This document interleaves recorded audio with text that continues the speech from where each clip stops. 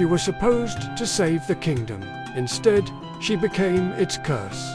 This is the story of when love became a curse. The tale of the Bride of Shadows. In the heart of the forgotten kingdom of Eridor, a land choked by a century-long blight, desperation had taken root. The fields were barren, the rivers ran black, and a perpetual twilight smothered the sun. The kingdom was dying, suffocated by an ancient curse laid upon the royal bloodline. Every generation, the firstborn princess was said to carry the seed of this affliction, a shadow that grew with her and poisoned the very soil she walked upon. The courts, mystics, and high priests had exhausted every prayer, every offering. Only one prophecy remained, a brutal final resort whispered in the darkest corners of the royal library. The curse could only be broken if the blighted princess was wed to a prince from a holy, untouched land, a union that would purify the bloodline through a sacred and deeply feared ritual. Princess Elara was that firstborn. Raised not with love, but with a chilling sense of purpose, she was the kingdom's final, desperate hope. From birth, she was a beautiful, tragic symbol of their suffering. Her laughter was rare, her steps were heavy, and her eyes held a sorrow far older than her years. She knew her destiny was not to rule, but to be sacrificed. When she came of age, envoys were sent to the sun-drenched southern kingdom of Solus, whose royal family was said to be blessed by the gods themselves. A pact was forged. Prince Valerius, a man she had never met, would take her as his bride. He was promised a queen and an alliance. She was promised as the vessel to end Eridor's long night.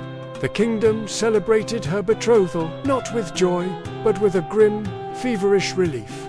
They saw her not as a bride, but as the cure. The night of the royal wedding arrived, shrouded in an unnatural stillness. The air was thick and cold, heavy with the weight of unspoken dread. As the kingdom held its breath, the union was sealed not in a grand hall, but in the forbidden catacombs beneath the palace, a place where the old gods still slumbered. Prince Valerius, noble and unsuspecting, believed he was partaking in an ancient, albeit strange, marital custom of his new kingdom. He was unaware that the ritual was not one of blessing, but of transference. The high priests, their faces hidden behind bone-white masks, began their incantations. Their voices echoed through the stone corridors, a low, guttural drone that seemed to pull the very warmth from the air. Ancient symbols were painted on the stone floor in a mixture of salt and ash, meant to bind the curse to a single point. Forbidden herbs burned in bronze braziers, filling the chamber with a cloying, sweet smoke that warped the torchlight and twisted the shadows into monstrous shapes. Elara, dressed in a ceremonial gown of black silk, stood at the center of the circle. She looked at her new husband, a flicker of genuine affection in her eyes, a silent apology for the deception. The ritual demanded a consummation, not of love, but of sacrifice. It was an arcane rite designed to anchor the kingdom's blight onto a pure, unblemished soul prince, Valerius. As the priest's chanting reached its crescendo, the magic took hold. The air crackled with unseen energy. The cold stone floor seemed to hum, a deep, resonant vibration that shook the very foundations of the palace. It was then, at the height of the forbidden rite, that the true nature of the curse revealed itself. It was not a sickness to be cleansed. It was a sentient, ancient hunger. A single, piercing scream ripped through the suffocating silence of the catacombs. It was Elara's voice, but it was twisted, warped into something inhuman. A sound of pure, unadulterated agony that clawed its way up through the stone floors and into the heart of the castle above. The royal guards stationed at the entrance flinched, their hands tightening on their swords. The priests froze, their chanting faltering. For a moment, The entire kingdom seemed to stop breathing, listening to that one horrific sound, and then nothing. An absolute, deafening silence descended, heavier and more terrifying than the scream itself. It swallowed the echoes, the whispers, the very air. The torches in the chamber flickered violently and then extinguished all at once, plunging the ritual into a darkness so complete it felt solid. The silence held for an eternal minute, a void where fear festered. By the first light of dawn, a pale, sickly grey that offered no warmth, the royal guard finally dared to unseal the catacomb doors. The chamber was empty. The braziers were cold, the ashen symbols on the floor smeared and scattered as if by a violent wind. Prince Valerius was gone, vanished without a trace. And so was Princess Elara. The kingdom, which had prayed for a savior, awoke to a new kind of terror. The blight had not lifted. The sky remained dim, the fields barren. The curse was not broken. It had simply changed. The silence from the catacombs had spread, infecting the palace with a creeping dread. Whispers turned to rumor, and rumor turned to legend. The priests who had orchestrated the ritual were found in their chambers, their faces frozen in masks of horror, their bodies untouched, but their souls seemingly gone. Her shadow still haunts the palace walls. In the years that followed, the kingdom of Eridor withered completely. The royal family faded into obscurity, its halls abandoned to dust and memory. But something remained. Courtiers and servants who lingered too long after dusk spoke of a fleeting darkness that moved in the corners of their vision, a chill that had no source.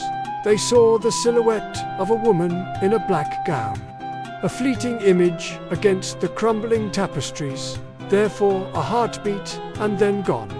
They would catch a glimpse of her reflection in a polished suit of armor or a darkened window pane, a figure of sorrow and rage. The shadow was not just a memory, it was an active presence, a stain on the very soul of the castle. It was Elara. And so, the local whispers began, passed down from one generation to the next, in hushed, fearful tones. She never left, the old women would say, pulling their shawls tighter. The ritual didn't destroy the curse, it fed it. The ritual was never meant to transfer the blight to the prince. That was the lie the priests told themselves. Do you see? The ancient curse was a primal entity of shadow, and it didn't want a new host. It wanted a bride. The prophecy was real, but it had been horribly misinterpreted. Elara was not the vessel of the curse. She was its intended queen. The ritual didn't cleanse, hurt crowned her. By binding her to the prince in that dark chamber, they gave the shadow entity its union, allowing it to fully consume her and merge with her spirit. She was not the cure, she was the offering. She became one with the darkness that had plagued her family for a century. The locals now whisper the terrifying truth: she never left. She just turned into the darkness. What happened next was a slow, silent decay. The kingdom wasn't conquered by armies or destroyed by fire. It was emptied by fear. One by one, families packed their meager belongings and fled, abandoning their homes to escape the suffocating presence of the Bride of Shadows.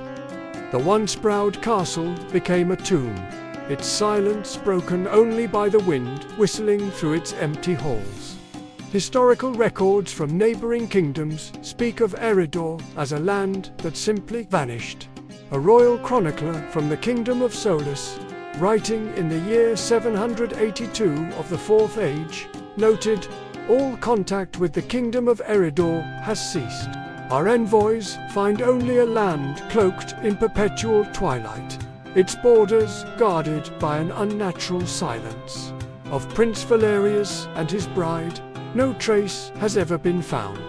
The kingdom became a ghost story, a cautionary tale told to frighten children. But the story of the Bride of Shadows is not truly over. it leaves a haunting question lingering in the dark. For, if the curse was a sentient entity that desired a queen, what became of its new king? What fate befell the pure-hearted Prince Valerius in that blacked-out chamber? Some say he was consumed, his soul the final price of the union. But other, darker whispers suggest he wasn't destroyed. They say that when a shadow takes a bride, it does not wish to rule its kingdom alone. And in the heart of Eredor's ruins, two shadows now move as one.